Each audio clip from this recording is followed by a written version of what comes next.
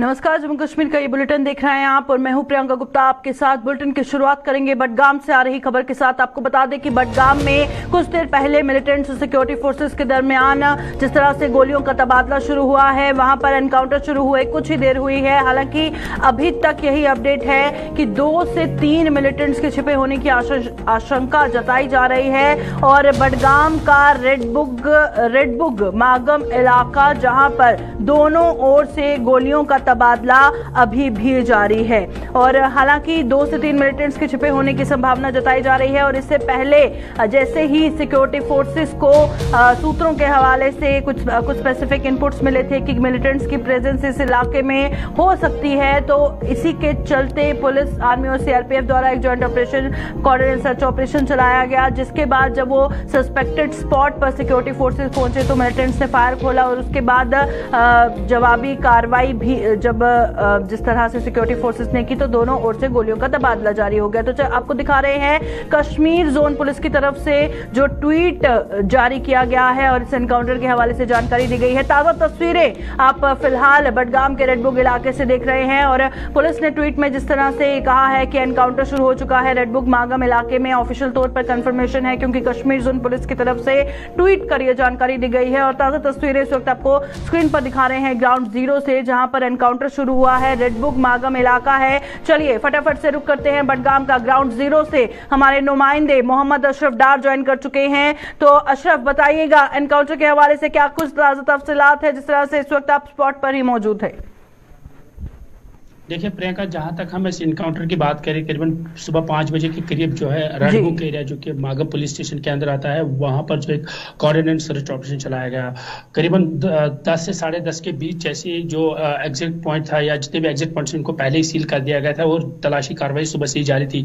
जहां पर उनको स्पेशल इनपुट था कि यहाँ पर जो है मिलिटेंट्स की मौजूदगी हो सकती है। जैसे उस जगह पर पहुंचे तो वहां से जो गोलियों की आवाजें सुनाई दी। तब से लेकर अभी तक जो है गोलियों की जो आवाजें है वो थम चुकी है। अलबत्ता जम्मू कश्मीर पुलिस की तरफ से भी ये ट्वीट आया कि रेडबुग एरिया जो कि मागम पुलिस स्टेशन के अंदर है, वहां पर जो है इनकाउंटर शुरू हो चुका है। फिलहाल ताजा सूरत हाल है जहां पर हम हैं, यहाँ पर जो है जम्मू कश्मीर पुलिस, सीआरपीएफ और आर्मी जो कि यहाँ पर है, यहाँ से जो आगे जो है मीडिया कर्मी को आगे जाने की इजाजत नहीं है। अलबत्ता जो गोलियों की जो आवाजें फिलहाल वो थम चुकी है और मजीद तफसीलात का इंतजार है कि जहां पर ये मिलिटेंट्स की मौजूदगी बताई जाती है। आपको याद होगा हाल ही में इसी साल जो है एलजी मनोज सिन्हा ने एक बिल्डिंग का इब्तिदा किया था, क्योंकि ये एरिया काफी कश्मीर आर्ट के साथ वाबस्ता है, यानी सोजनी काम इस एरिया में काफी ज्यादा होता है। तो एलजी मनोज सिन्हा ने एक बिल्डिंग का इब्तिदा किया था जो कि यहाँ पर इस इलाके के लिए एक नुमाया बिल्डिंग बनाई गई थी जिसमें काफी ज्यादा पैसे भी खर्च किए। उसी बिल्डिंग के पास जो है गोलियों की आवाजें सुबह सुनाई दी। तब से लेकर अभी तक जो है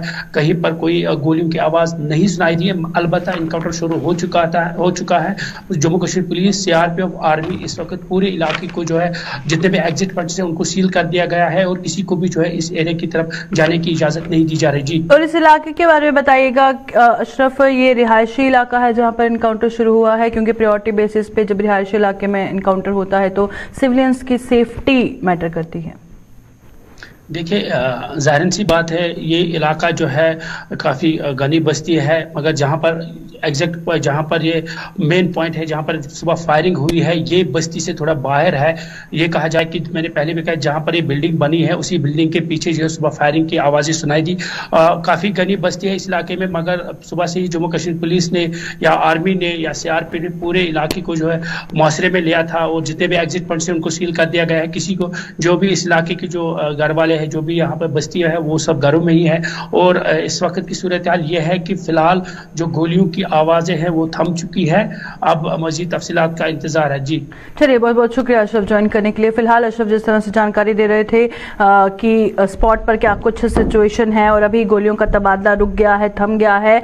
और फिलहाल जो है रेडबुग मागम इलाके में जो एनकाउंटर शुरू हुआ था, अभी फिलहाल गोलियों का तबादला रुका हुआ है।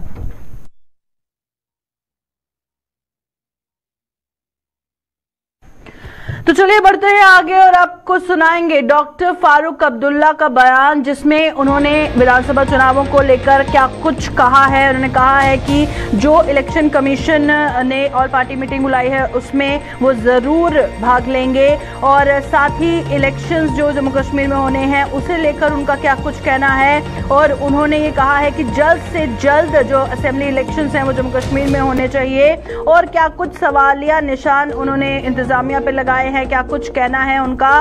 सबसे पहले उनकी जुबानी सुनिए। क्या कहूँगा आपसे, क्या कहूँगा, आती हैं और डेडलाइंस जाती हैं, कोई बड़ी बात नहीं। कल इलेक्शन कमीशन ने ऑल पार्टी मीटिंग बुलाई है, जहाँ बुलाई है तो हमारी पार्टी भी जाएगी इलेक्शन कमीशन के पास, सुनेगी उनने क्या कहना है, फिर अगर हमने कुछ कहना होगा हम भी कहेंगे वहाँ पे। और बताइए, भारत जोड़ो यात्रा होने वाली है, स्टेज पर सोनिया गांधी होने वाली क्या, वो चल रही है, स्टेज पर सोनिया गांधी वो 3500 किलोमीटर चल गई है। सर स्टेज पर सोनिया गांधी होगी, 370 के बारे में बात होगी। आपको 370 की इतनी फिक्र है?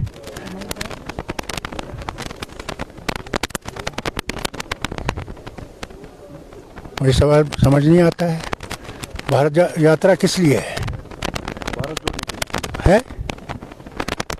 जो मजहबों में यहाँ पे तफर्रुक़ पैदा किया जा रहा है उसको दूर करने के लिए किया जा रहा है कि हम सब लोग इकट्ठे रह सकें, हिंदू मुसलमान सिख ईसाई बौद्ध सब इकट्ठे रह सकें। यही तो यात्रा का मर्ज है, उसका काम है।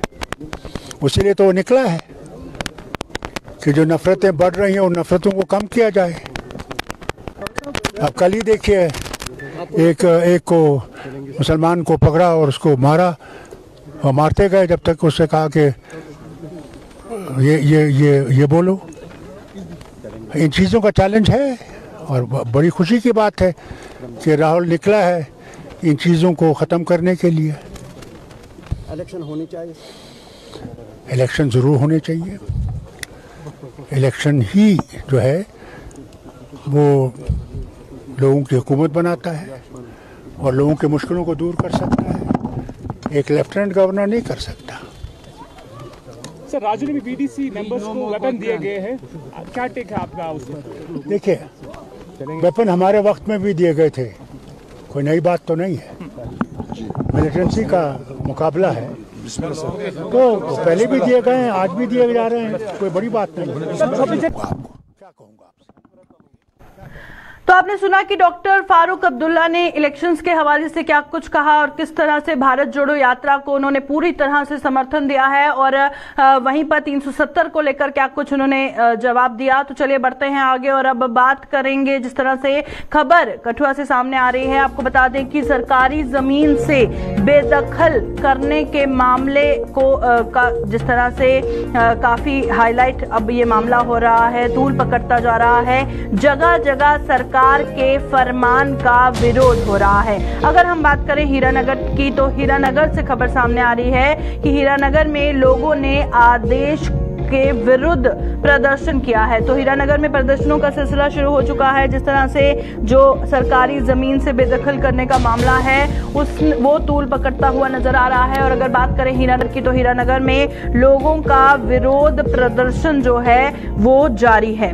और फिलहाल जिस तरह से बात करें वहां पर लोगों का गुस्सा सातवें आसमान पर है, जिसके चलते वो विरोध प्रदर्शन कर रहे हैं। और चलिए रुक करते हैं, हमारे साथ ज्वाइन कर चुके हैं हीरानगर से हमारे नुमाइंदे रंजन जी। बताइएगा हीरानगर का सूरत हाल, सरकारी जमीन से बेदखल करने के मामले पर क्या कुछ रिएक्शंस लोगों के सामने आ रहे हैं? प्रियंका, मैं आपको बताऊं कि ये जो प्रदर्शन जो स्क्रीन पे शॉट्स चल रहे हैं, ये प्रदर्शन हीरानगर के बॉर्डर पे रहने वाले लोगों के प्रदर्शन है। ये बॉर्डर वेलफेयर एसोसिएशन के बैनर तले एक बार फिर से लामबंद हो चुके हैं और जगह जगह प्रदर्शनों का सिलसिला जो है शुरू हो चुका है, क्योंकि सरकार की तरफ से जो आदेश दिया गया है कि जो जितनी भी सरकारी जमीन भूमि है उसको किसानों से छुड़ाया कर वहां पर बोर्ड लगा दिए जाए और सरकार उसके अपने अधीन में लेने का जो फरमान पहले 31 मार्च तक था, अब उसकी डेट को कम करके 31 जनवरी तक कर दिया है और किसानों में भी इसको लेकर लगातार रोष जो है वो देखा जा रहा है। तो प्रियंका, इस संबंध में बॉर्डर वेलफेयर एसोसिएशन जो कमेटी है उसकी तरफ से हीरानगर में जो है लामबंद करना शुरू कर दिया है किसानों को, और इसको लेकर विरोध प्रदर्शन लगातार जारी है। किसानों का कहना है कि लगातार उनकी जमीनें जो हैं वो छीनी जा रही है, क्योंकि ये जो जमीनें खासकर जो बॉर्डर के इलाके में है, जो एग्रीकल्चर पर्पस के लिए किसान लगातार पिछले 60-70 सालों से जोते आ रहे हैं, उनमें उनको अब सरकार छुड़ाने जा रही है, जिसका किसानों में बहुत ज्यादा रोष देखा जा रहा है। किसानों का कहना है कि इन जमीनों की रखवाली हम कर रहे हैं और बॉर्डर पे अगर हम बैठने का हमारा मकसद यही है कि इन जमीनों की वजह से हम वहां पे बैठे हुए हैं, और उन्होंने सरकार को चेतावनी देते हुए ये भी कहा कि अगर ये जमीनें हमसे छुड़ाई गई तो हम यहाँ से पलायन कर जाएंगे, और जिसकी सारी जिम्मेवारी सरकार पर होगी, क्योंकि एक तरफ सरकार का कहना है कि जहाँ सुरक्षा बल जो जितने भी बॉर्डर पे तैनात हैं सीमा की सुरक्षा के लिए, वो लगातार कहते आए हैं कि इन जो बॉर्डर पे जो लोग हैं इनकी वजह से हम बॉर्डर को सुरक्षित रख पाने में सफल होते हैं, क्योंकि ये हमारी सेकंड लाइन, जो हमारी सुरक्षा की सेकंड लाइन है, वो वहीं के लोग हैं जो समय पर उनका साथ देते हैं। वहीं लोगों का कहना है कि जब पाकिस्तान की फायरिंग होती है तब भी वह लोग यहाँ पे डटे रहते हैं, लेकिन अगर सरकार ने हमारी जमीनें छुड़ाई, क्योंकि इन जमीनों की वजह से ही हम वहां पे रहते हैं, क्योंकि ना तो यहाँ पे पढ़ाई का इतना सिस्टम है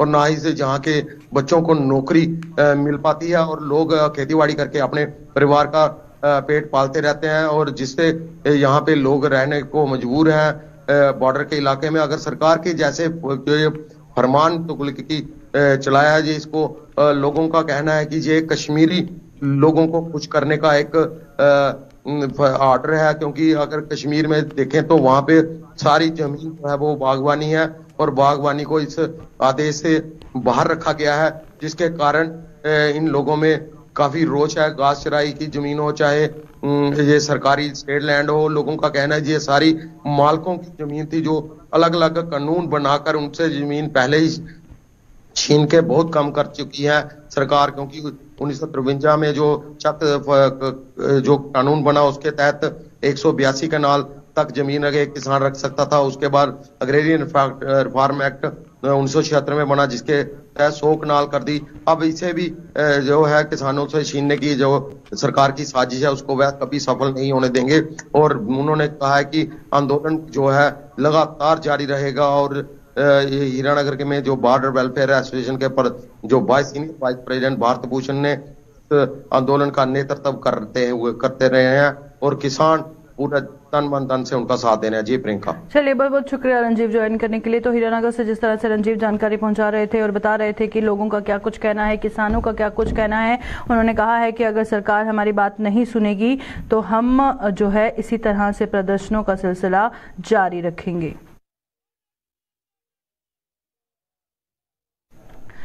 तो चलिए बढ़ते हैं आगे, अब कुछ तस्वीरें आपको दिखाएंगे और आपको बता दें श्रीनगर अनंतनाग हाईवे पर किस तरह से एक कार आग का गोला बनी और संदिग्ध परिस्थितियों में जो कार में आग लगी है, कार में सवार तमाम लोगों की बाल बाल जान बची है। गनीमत यह है कि जो कार में सवार लोग थे उनको किसी तरह का कोई भी नुकसान नहीं हुआ है। हालांकि जांच के बाद ही पता चलेगा कि किस तरह से एक चलती कार ने आग पकड़ी है। और साथ बात करें, फिलहाल गनीमत ये है कि किसी तरह का कोई भी नुकसान जो है वो नहीं हुआ है। और फिलहाल श्रीनगर हाईवे से जिस तरह से ये खबर सामने आ रही है, आपको बता दें कि एक रेंज रोवर गाड़ी जिसका रजिस्ट्रेशन नंबर बताया जा रहा है कि DL6CM1835 रजिस्ट्रेशन नंबर है, नेशनल हाईवे पदगमपुरा नेशनल हाईवे के पास यह हादसा पेश आया है। किसी तरह की कोई कैजुअल्टी नहीं हुई है। फायर इमरजेंसी सर्विसेज की टीम जो मौके पर पहुंची है,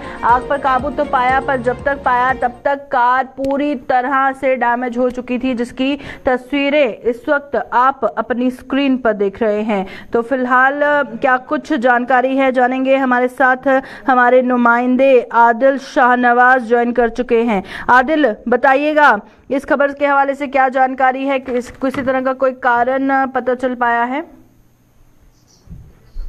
आपको बताऊं कि जो हादसा है ये जम्मू श्रीनगर नेशनल हाईवे के करीब जो पदगामपुरा इलाका है अवंतीपुरा में पड़ता है, इसके वहीं पे ये हादसा पेश आया है। और बताया जा रहा है कि गाड़ी थी एक रेंज पर गाड़ी है जो कि जम्मू श्रीनगर तरफ जा रही है। अचानक इसमें आग जो है वो मुदार हुई, जिसके बाद आग ने पूरी गाड़ी को अपनी लपेट में लिया। हालांकि कीमत ये रही कि जो भी इसमें सवार थे, हालांकि ऐसे तो नहीं आ रही कितने लोग इसमें सवार थे, लेकिन जितने भी सवार थे वो सही सलामत बाहर निकल आए थे। और फिलहाल पुलिस ने भी इस संबंध में जो है अपनी इन्वेस्टिगेशन शुरू की है कि क्या वजूहत रही है कि जो इस में अचानक नमूदार हुए है। इन्वेस्टिगेशन जारी है और ये भी पता चला कि क्या कारण रही होगी, क्या दिक्कत थी या ये भी सामने आने वाला थोड़ा वक्त लगेगा। और फिलहाल यही बताया जा रहा है कि जितने भी लोग इसमें सवार थे वो सलामत निकला। चलिए, बहुत बहुत शुक्रिया आदिल ज्वाइन करने के लिए। आदिल शाहनवाज इस तरह से जानकारी दे रहे थे। हालांकि इसकी अब तफ्तीश होगी और उसके बाद ही इन्वेस्टिगेशन के बाद ही तस्वीर साफ होगी कि चलती गाड़ी ने किस तरह से आग पकड़ी। तो श्रीनगर अनंतनाग हाईवे पर आप तस्वीरों में देख रहे हैं कि चलती गाड़ी ने किस तरह से अचानक आग पड़ी। हालांकि गनीमत यह है कि सब के सब सेफ हैं। सरकार द्वारा कई जगहों पर विकास कार्य शुरू किए गए हैं, लेकिन कई जगहों पर ये विकास कार्य अधर में लटके हुए हैं, जिनका लाभ स्थानीय लोगों को नहीं मिल रहा और जिससे उन जगहों के लोगों में भारी मायूसी है। ऐसे ही सरकार ने जिला उधमपुर की सेठ पंचायत में भी पुल का निर्माण कार्य शुरू किया था, लेकिन आज इस पुल का निर्माण कार्य बंद पड़ा है, जिससे स्थानीय लोगों में भारी मायूसी देखने को मिल रही है। क्या कुछ कहना है इस पंचायत के लोगों का, आइए आपको बताते हैं। और फिलहाल अगर बात करेंगे कि जिस तरह से हम बात कर रहे हैं इनकी पंचायत के लोगों का क्या कुछ कहना है और किस तरह की परेशानियां इन्हें झेलनी पड़ रही हैं, और अगर बात करें फिलहाल इस बार जो जम्मू कश्मीर प्रदेश कांग्रेस राहुल गांधी की भारत जोड़ो यात्रा को सफल बनाने के लिए तैयारियों में जुटी हुई है और प्रदेश के विभिन्न क्षेत्रों में कांग्रेस पार्टी द्वारा बैठकों का आयोजन किया जा रहा है और इस यात्रा को सफल बनाने की रणनीति बनाई जा रही है। इस कड़ी में जिला राजौरी में भी कांग्रेस द्वारा एक बैठक का आयोजन किया गया, जिसमें पूर्व मंत्री व कांग्रेस के वरिष्ठ नेता रमन भल्ला, पूर्व मंत्री शब्बीर अहमद खान सहित अन्य कई नेताओं ने भाग लिया और भारत जोड़ो यात्रा की तैयारियों को लेकर चर्चा की गई। कि हमारे जो हिंदू भाई हैं हमारे डिस्ट्रिक्ट के, हमारे जो मुस्लिम, और हम जहां भी इस किस्म का कोई वाक़ा हुआ। राहुल जी यहाँ पे आ रहे हैं 19 तारीख को लखनपुर में, वो वहाँ पे आएंगे। यात्रा पंजाब से यात्रा खत्म होगी लखनपुर में, वहाँ से वो हैंड ओवर टेक ओवर होगा जम्मू कश्मीर में। 20 तारीख को वो यात्रा दाखिल होगी और कठुआ से वो यात्रा चलेगी। उस चीज़ के सिलसिले में हमारे जितने कार्यकर्ता बड़ा उत्साह उनमें है कि वो भारी अच्छे ढंग से उनका हर्षोल्लास से स्वागत करना चाहते हैं। तो उसके सिलसिले में उसकी तैयारी, उसकी मोबिलाइजेशन कि ये भारी संख्या में वहाँ पे पहुँचे और उनका स्वागत के लिए तैयार है। जिन मुद्दों को लेके, जिन सोच को लेके वो भारत जोड़ो यात्रा यहाँ पे करे कि नफरत की दीवारों से जिस ढंग से लोगों को घेरने का प्रयास किया गया और सत्ताधारी पार्टियों ने उसी का फायदा लिया। हम वो दीवारें गिराने, भाईचारे के साथ यहाँ पे रहे और जिस ढंग से बेरोजगारी है, गरीबी रेखा के नीचे रहने वाले लोग, उनका चूल्हा जलना मुश्किल हो गया, वो सारे मुद्दे यहाँ पे हो गए। और हमारी रियासत का मुद्दा भी मेन उसमें होगा कि हमें रियासत का दर्जा वापस दिया जाए।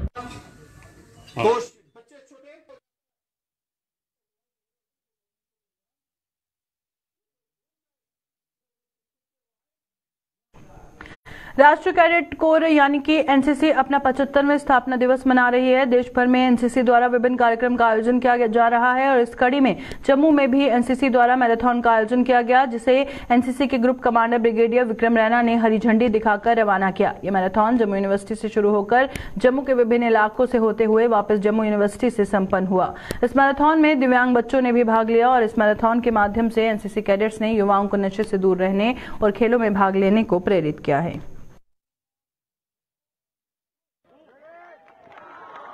आज ये मैराथन रन कराया और बहुत ही सक्सेसफुल रहा ये मैराथन रन। और जो हमारा उपलक्ष्य था, जो हमारा उद्देश्य था कि जम्मू कश्मीर के यूथ को इसके अंदर में हम थोड़ा प्रोत्साहन दें और स्पोर्ट्स की तरफ आने के लिए, तो उसमें हम संपन्न रहे। ये कंपटीशन सब ने बहुत ही हर्षोल्लास के साथ इसमें पार्टिसिपेट किया और मैं सारे विजेताओं को कंग्रेचुलेट करना चाहता हूं और मैं बाकी जेएंडके के जितने यूथ हैं उनको भी कंग्रेचुलेट करना चाहता हूं कि आज वो सर्दी के मौसम में आए।